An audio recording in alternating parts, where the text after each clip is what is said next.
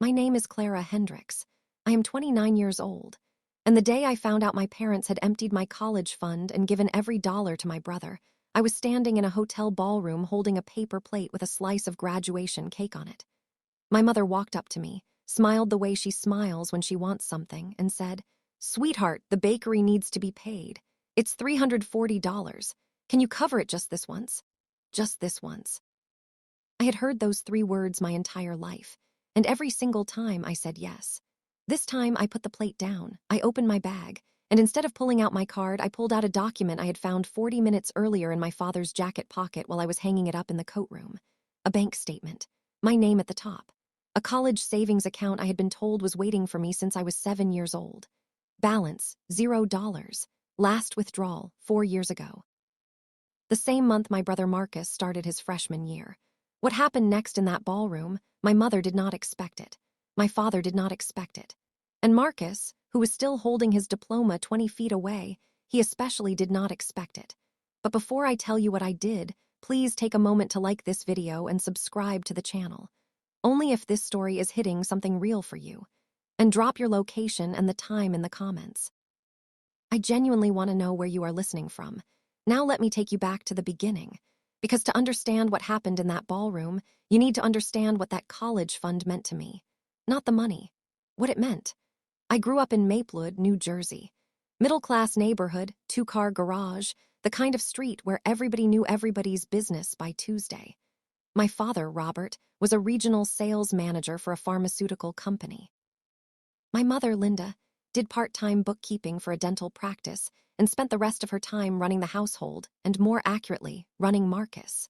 Marcus is 3 years younger than me, and from the moment he was born, the family reorganized itself around him. I watched it happen in real time, the way you watch a room slowly rearrange its furniture until one day you turn around and realize there is nowhere left to sit. I was 8 when Marcus started Little League. My father went to every game. I was in the school play that same spring, the lead, Mrs. Henderson's 4th grade production of The Wizard of Oz. My parents came to one performance.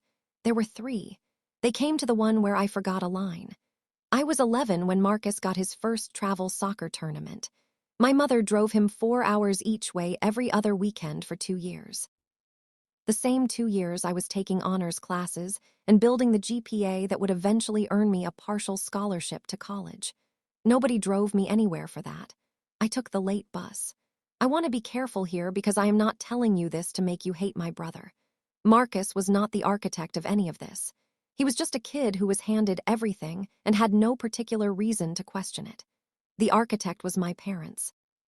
And the blueprint they were working from was one I would not fully understand until I was standing in that ballroom at 29 with a bank statement in my hand and $0 left in an account with my name on it. When I was 7 years old, my father sat me down at the kitchen table on a Sunday afternoon. He had a manila folder. Inside it was a printout from their bank. He pointed to a number, $12,000. He said, "This is your college fund, Clara. Every year we're going to add to it. By the time you're ready for school, it will be enough." He said it the way people say things they mean, steady voice, eye contact, a hand on my shoulder. I believed him. Of course I believed him. I was 7, and he was my father. Over the next 10 years, I watched that fund become part of my identity. When relatives asked about my future, my mother would say, "Oh, we have Clara's college fund. She's all set." At Thanksgiving, at Christmas, at every family dinner where someone asked what my plan was, the fund was the answer. It was the proof that I was accounted for, that I had not been forgotten. That was the cruelest part. They used it as a prop, a piece of furniture in the story of our family that made them look responsible and caring and prepared. And behind it, quietly, over time, the furniture was being moved. I graduated high school with a 4.1 GPA. I had applied to 6 universities. I got into 4. The one I chose, Whitmore College in Pennsylvania, offered me a partial academic scholarship, 30% of tuition. The remaining cost, including room and board, came to just under $18,000 a year. I remember sitting at the kitchen table the summer before freshman year, going through the numbers with my parents. My mother had a legal pad. My father had his reading glasses on. And I said, "So between the scholarship and the fund, what does that leave?" My father looked at my mother. My mother looked at the legal pad, and my father said, "We'll figure it out, Clara. Don't worry about the numbers right now." I should have pushed, I know that now. But I was 18, I was excited about college, and I had spent my entire childhood being told not to worry about the numbers. My parents handled the numbers. That was the arrangement, so I went to college. And I did what I had always done. I worked. I picked up a part-time job at the campus library my first week, 12 hours a week at $9, $50 an hour. Sophomore year, I added weekend shifts at a coffee shop 2 blocks off campus. Junior year, I applied for and received a small merit grant from the university that covered 1 semester of books and fees. I ate dining hall food until I had it memorized. I bought my textbooks used and sold them back at the end of every term. I shared a room all 4 years because single rooms cost more. I took the bus home for holidays instead of flying because the bus was $42 each way and the flight was $210. I did all of this because I assumed the fund was covering the bulk of my tuition and I was covering the rest. That was the story I told myself. That was the math I was living inside. My student loan statements came to my email. I had taken out federal loans to cover what I assumed was the gap between the fund and the scholarship. I did not think much about the amount. It was money I owed to the government, not to my parents. I was grateful the fund existed so the loans were not worse. Except the fund did not exist. Not anymore. It had not existed since the month Marcus started college. Here is what I did not know while I was eating dining hall food and taking the midnight bus and selling back my textbooks. Marcus started at Northeastern University in Boston the fall of my junior year. Northeastern is a private research university. Full tuition plus room and board runs close to $70,000 a year. Marcus had no scholarship. Marcus had no part-time job. Marcus had no midnight bus. Marcus had my college fund, drained in a single withdrawal the August before his freshman year, applied to his first semester balance, and a parent plus loan for the rest. A loan my parents took out in their name, not his. A loan I knew nothing about. A loan that, I would discover much later, was being quietly managed using money my father had been redirecting from their household account for 3 years. All of it invisible, all of it silent, all of it happening while I ate dining hall pasta and thought I was just covering the gap. I graduated from Whitmore College on a Saturday in May. My parents came. Marcus came. We took photos in front of the library. My mother cried. My father shook my hand and said he was proud of me. We went to dinner at a restaurant near campus. Marcus ordered a steak and talked for most of the meal about his upcoming sophomore year and the internship he had landed at a marketing firm in Boston. Nobody asked about my plans. I had been accepted to a graduate program in urban planning at Rutgers. Full funding, stipend included. I mentioned it once. My mother said, "That's wonderful, honey," and then asked Marcus if he needed new bedding for his dorm room. I drove home that night and told myself that was fine. I was used to it. The following spring, Marcus graduated from Northeastern, and this is where the ballroom comes in. My parents organized a graduation party for Marcus at the Harrington Hotel in downtown Maplewood. Private room, 60 guests, a DJ, a catered dinner, an open bar, and a custom cake from a bakery in Princeton that charged $340 for a 3-tier fondant cake with his university seal on it. I received my invitation by email 3 weeks before the event. Not a phone call, not a conversation. An Ev8 with a blue cap and gown graphic and a +1 option I did not use because I was between relationships and not ready to explain my family to anyone I cared about. I want to pause here and tell you something I was thinking on the drive to that hotel. I was not bitter. I know that is hard to believe given everything I am about to tell you, but I genuinely was not bitter that day. I was proud of Marcus. Graduating from college is real. It takes something real out of you. I knew that. I had done it. And I thought, whatever the complicated history of our family, Marcus deserved to be celebrated on his day. I wore a green dress I had bought on sale. I brought a card with a check inside for $200. I had written a note that said I was proud of him and that I hoped whatever came next felt like exactly what he had worked for. I arrived at the Harrington at 5:45. The party started at 6. I was early because I am always early. My mother's voice in my head, the responsible one, is always early. The coat room was just inside the entrance, a small alcove with a rack of hangers and a shelf. My father's jacket was already there, a navy blazer he had worn to every significant event of my childhood. I recognized it immediately. The sleeve was slightly frayed at the left cuff, always had been. I lifted his jacket to hang it more securely on the rack. As I did, something slid out of the interior pocket and fell onto the shelf below. A folded piece of paper. I picked it up. I do not know why I opened it. Some part of me already knew. The way you sometimes know a thing before you know it. It was a bank statement. Printed on paper, not a screenshot. The kind my father printed from their online portal every few months and kept in a folder in his desk. The account name at the top was familiar. Clara Hendricks Education Savings Account. I stood in that coat room and read it twice. The account had been opened in 1999. My father was listed as custodian. The opening balance was $12,000. Over the years, it had grown with contributions and interest.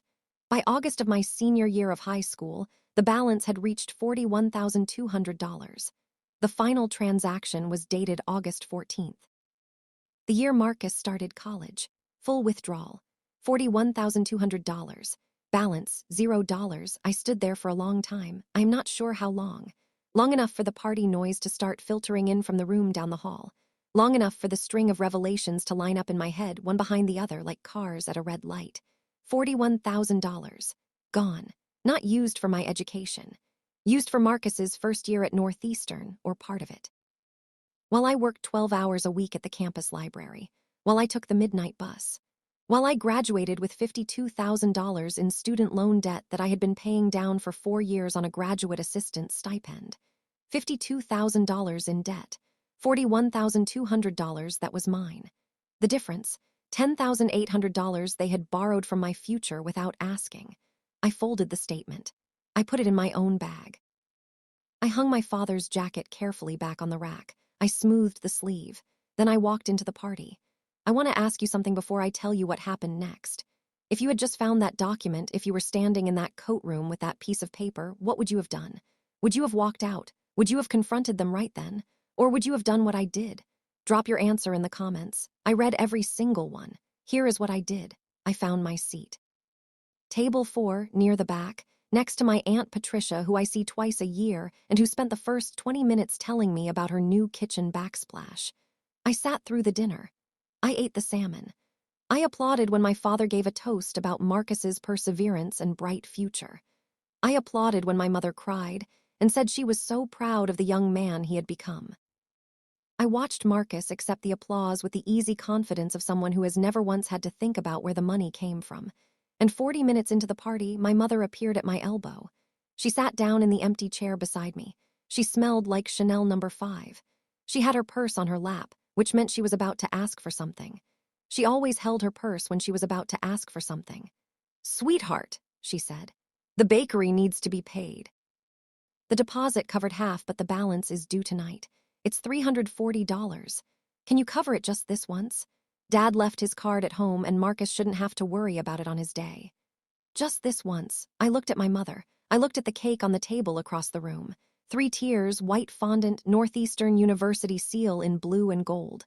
Perfect. Then I reached into my bag, not for my wallet, for the bank statement. I unfolded it on the table between us, smoothed it flat with my palm, and turned it so she could read it. Her face did not change immediately. That is the part I keep coming back to. She looked at it the way you look at something you already know is there. Not surprise, recognition, the specific stillness of a person whose secret has just walked into the room. "Clara," she said, her voice dropped. "Where did you get that? Dad's jacket pocket in the coat room." She reached for it.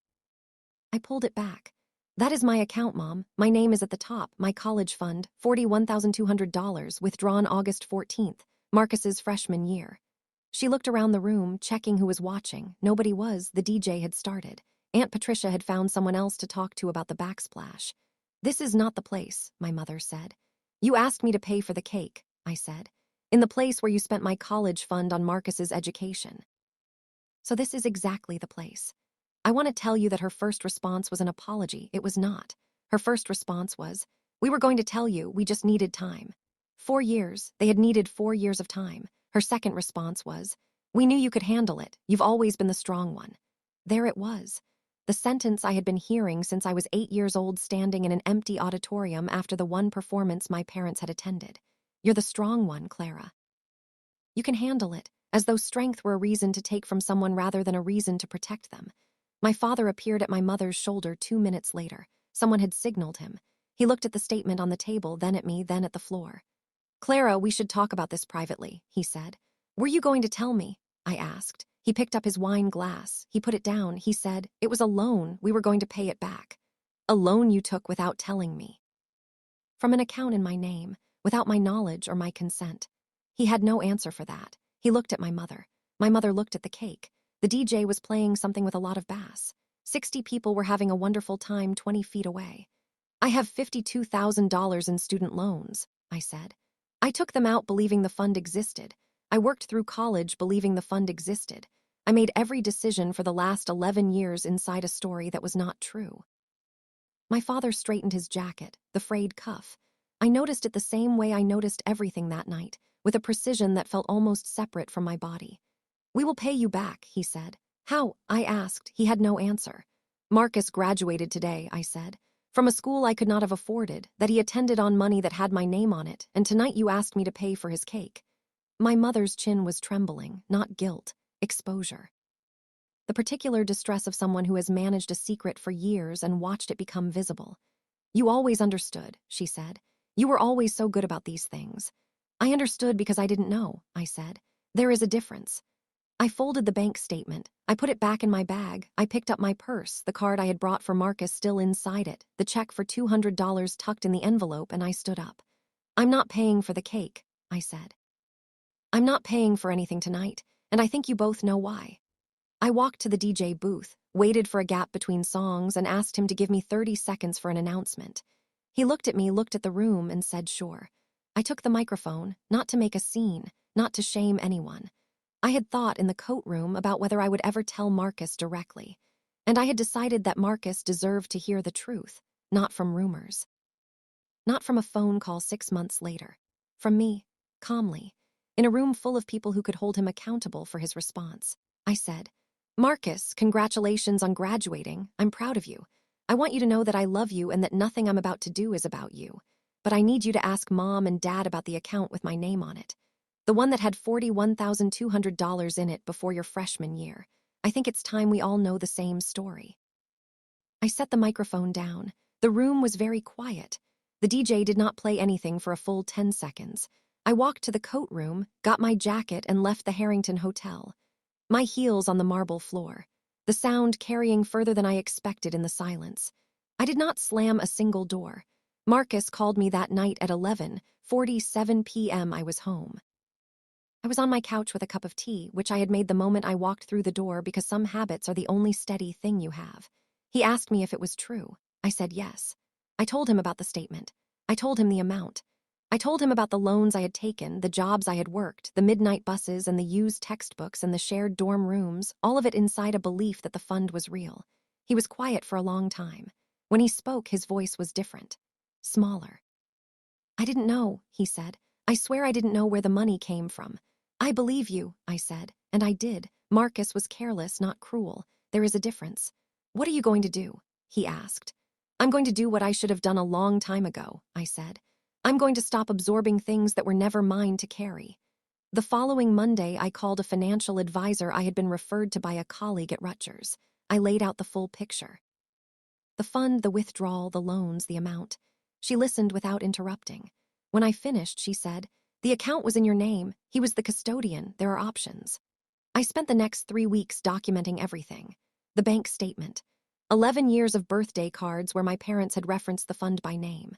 A voicemail from my father from the summer before my freshman year where he said, and I quote, "Clara, the fund is solid. You have nothing to worry about on the money side." I had kept that voicemail, not out of suspicion, just because it was my father's voice saying something kind and I liked having it. I had not known it would become evidence. I filed a formal complaint with the state banking authority regarding the unauthorized withdrawal from a custodial account. I retained a family law attorney for a consultation. I sent my parents a formal written notice, drafted by my attorney, outlining the withdrawal amount, the impact on my financial decisions, and my request for full restitution within 90 days. I did not yell. I did not post anything online.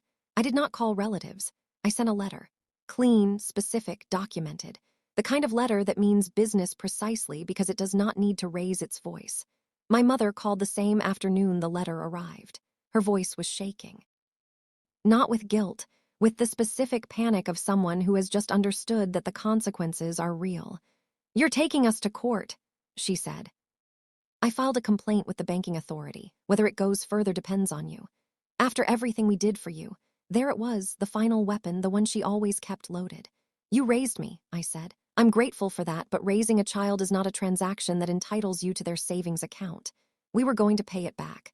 You had 4 years, Mom. You did not pay it back. You asked me to pay for the cake." She hung up. My father called 2 hours later. His voice was the voice from that Sunday afternoon when I was 7, the steady one, the one that meant he was about to say something he had been rehearsing. "Clara, what do you want from us?" "I want what was in that account," I said. $41,200, in writing in a payment plan if necessary, but in writing. And I want an acknowledgement of what was done. Another long pause. "And if we can't?" "Then the banking authority proceeds. And my attorney advises on next steps." He did not hang up this time. He said he needed to speak with my mother. He said he would call me back. He called back 3 days later. They agreed to a repayment plan. $1,000 a month for 41 months, plus a notarized letter of acknowledgement that the fund had been used without my consent. My attorney drafted the agreement. My parents signed it. $41,200, back in my name, on paper, with interest calculated from the date of the original withdrawal. The first payment arrived on the 15th of the following month. A bank transfer, $1,000. I sat with the notification on my phone for a few minutes before I did anything else. Not because it felt like victory. It did not feel like victory. It felt like finally being paid what I was always owed, which is a different thing entirely. The Saturday after the repayment agreement was signed, Marcus drove to my apartment. He knocked on my door at 10 in the morning, which I appreciated because he had never once done anything at 10 in the morning in his entire life. He brought coffee, 2 cups. He knew how I took mine. That surprised me. We sat at my kitchen table. He said he had spoken to our parents. He said he understood, as much as he could understand, what had happened. He said he had spent the week thinking about what it meant that his entire college experience had been funded by an account with my name on it, and that he had been comfortable and unworried for 4 years while I was working double shifts and riding the midnight bus. He said, "I don't know how to fix that, Clara. I don't think I can. But I want you to know I'm not going to pretend it didn't happen." I looked at my brother across the table. He looked older than he had at the graduation party. The coffee cup in his hands, the frayed sleeve of his jacket. Wait, he was wearing my father's navy blazer. I almost said something, then I didn't. Some things you let go, not because they don't matter, because you've already paid enough attention to the cost of carrying them. "Okay," I said. "Okay? Okay, we start from here." He nodded. He drank his coffee. We talked for 2 hours about everything else. His job search, my research. A documentary we had both apparently watched and had opinions about. It was the longest conversation we had ever had that was not about money or my parents or what the family needed from me. It was the first conversation where I was just his sister. Not the responsible one, not the strong one, not the one who could handle it. Just Clara. Here is what I know now, 14 months after that graduation party. My parents are making their monthly payments. My mother and I speak occasionally. The conversations are careful, the way conversations are when trust has been replaced by structure. My father and I are quieter with each other. He has not referenced the fund or the letter or the attorney. He asks about my research. I answer. We are building something that is smaller than what we had but more honest. That feels like the right trade. Marcus and I text every week or so. He got a job at a small design firm in the city. He is paying his own rent. He does not ask me for money, and I do not offer it. We are learning what it means to be siblings without a transaction in the middle. My student loans are $52,000. With my stipend and now the monthly $1,000 arriving from my parents, I have a path. I ran the numbers. If I apply the repayments directly to the principal, I will be debt-free by the time I am 34. I used to think 34 sounded far away. It does not anymore. There is a specific kind of grief in discovering that a foundational story of your childhood was not true. Not a lie told with malice, necessarily. Sometimes just a lie told by people who were scared and chose the easiest path and convinced themselves, somehow, that the person most capable of handling the consequences was also the person least likely to mind. I minded. I minded every midnight bus. I minded every used textbook. I minded every time I told myself the gap between what I owed and what the fund covered was just the normal cost of being the responsible one. I don't say that with rage. Rage is expensive, and I am done spending things that are mine on people who didn't earn them. I say it because I think you might be sitting somewhere right now, reading a number on a screen or holding a document you weren't meant to find, and wondering whether you are allowed to mind. Whether the fact that you've always been the strong one means you're supposed to absorb this too. You're not. Being strong is not a contract. Being capable is not an invitation. And the people who love you, really love you, do not make withdrawals from accounts with your name on them. I set the cake down. I kept the document. And for the first time in 29 years, the bill went to the people who actually ran it up. I want to ask you one final question. If you had found that bank statement in the coat room, would you have walked out quietly, or would you have stayed for the cake? Drop WLKD out or SDAYD in the comments. I read every single one. And if this story found you at the right moment, if something in it felt like yours, hit like and subscribe. I share stories like this every single week. About families, about money, about the moment someone stops being the strong one for people who never deserved the strength. Thank you for being here. I'll see you in the next one.